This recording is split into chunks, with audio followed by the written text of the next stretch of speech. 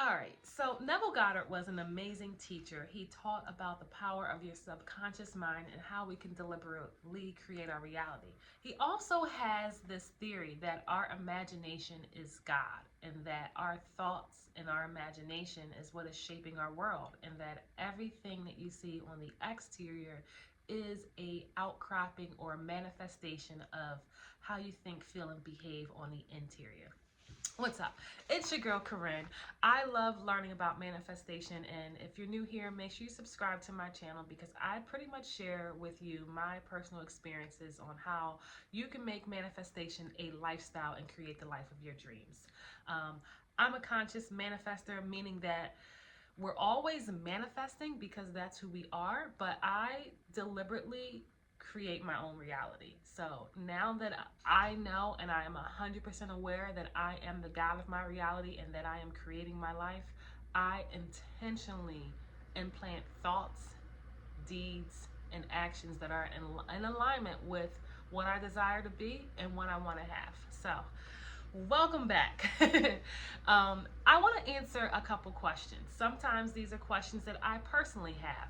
How do you apply Neville Goddard's teachings and other teachers like him to create the life that you desire? And I want to share a couple quotes from this book, Feeling is the Secret, which probably is one of Neville's most famous writing piece. In fact, he has probably coined the phrase feeling is the secret when it comes down to manifesting. So, how do we apply Neville Goddard's teachings? Have you been trying to manifest something specific, a relationship, money, a person, a job, and you haven't had much success? Or you've had hot and cold results where you see a little bit of the action, a little bit of the results that you want, and then it stops? Well, I want to read some information that he has in Feeling in This Is the Secret and share with you how I applied Neville's work. So if that sounds good to you, please continue to watch and make sure you leave me a comment down below. So this is what Neville says in his own words about creation. Imagine in picture form what you desire to achieve in life. Then feel yourself as having already achieved it. Thoughts produce tiny little speech movements which may be heard in a passive state of prayer as pronouncements from without.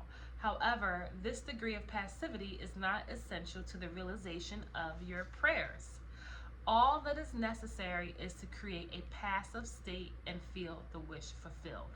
So Neville is saying that all we have to do is create a passive state, meaning to close your eyes, go within, take a few deep breaths, and quiet your mind, slow down your brain waves, and create a state of the feeling of the wish fulfilled. And you hear people talk about this a lot as far as states go. Depending on where you are mentally, that is what you're going to see the world reflect back to you. If you're in a bad mood, you're going to see more bad things happen to you. If you're not feeling great, you notice how you see more things that cause you not to feel great. On the contrary, when we are on fire, when we're in a great mood, when things are going our way, more and more things continue to go your way. It's kind of like the old saying, the rich get richer, the poor get poorer. When you're in a certain particular state, and that can be a state of abundance, a state of being loved, a state of being taken care of, you start to see all of that reflected in your world. So Neville teaches that all that you have to do is create this passive state and feel the wish fulfilled. Now, what is it that you are looking to manifest? What feelings would that bring about? What would your life look like if you are already that person? If you already are living that experience, what would be some of the things that you would be saying to yourself? So, for instance, if you were looking to manifest a relationship with the love of your life, you may feel loved and cherished and adored and taken care of. You may feel special. You may feel that you're at ease and at peace and whole and complete. And so if you were looking to manifest a relationship, you would close your eyes and create a passive state and feel the presence of that relationship right now. oftentimes we have this thing that we want here, and then we're over here, and there's this separation gap, and we experience the separation of our desires. I want this thing, I want this thing, I want this thing, but it's over here. So the way to do that is to bridge the gap by becoming what it is that you desire internally. And there are a few ways that you can do that. If visualization is not something that works for you, you could do affirmations or inner conversations, and I'll do a separate video on both of those things. However, the main thing that you want to do, that we're all trying to do, is get into the state of already being that which we desire. So again, when it comes down to a relationship, you may feel the presence of the person, you may feel the presence of the experience, you may create a scene in your mind, as Neville talks about, that implies that it's already done, and perhaps you guys are living together or holding hands, and you can repeat an affirmation: I am so loved, I am so cared for, I am so adored. And all we really need to do is create a passive state and go there and experience it. I think what this does is it causes us to identify with this new version of ourselves and let go of the old version who is in lack and unfulfilled and doesn't have this and is looking. And so you don't have to live in a state of unsatisfaction, even if what you desire does not currently exist in the manifested world. You can create it in your mind, and the more that you create it, the more that you become the manifestation that you are seeking, the more you will experience it in your life.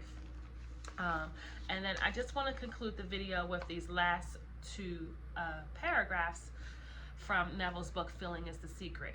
All you could possibly need or desire is already yours. You need no helper to give it to you. It is yours now.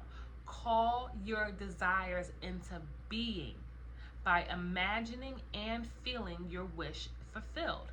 As the end is accepted, you become totally indifferent as to possible failure, for acceptance of the end wills the means to that end. So once you accept that this is who I am, this is what's happening in my life, that subconscious belief system, whatever magic that our inner being does, it calls things that are not seen as though they were, and then the unseen becomes seen. And that's how you apply Neville Goddard's technique.